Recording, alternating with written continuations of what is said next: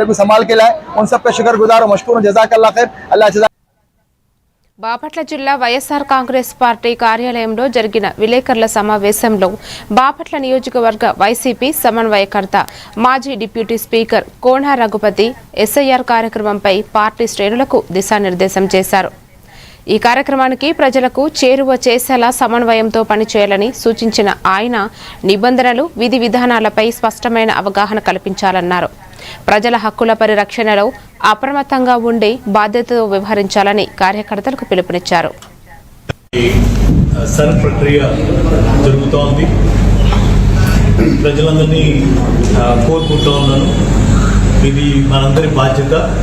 ప్రతి ఒక్కళ్ళు కూడా బిఎల్ఓకి సహకరించి వాళ్ళు ఇచ్చేటువంటి ఎన్యుమరేషన్ ఫామ్ని ప్రాపర్గా ఫిల్ చేసి ఒకవేళ మీకు దాన్ని నింపడం చేత కాకపోతే వైఎస్ఆర్ కాంగ్రెస్ పార్టీ బిఎల్ఏలు మీకు అందుబాటులో ఉంటారు, వాళ్ళ సహాయం తీసుకోవచ్చు.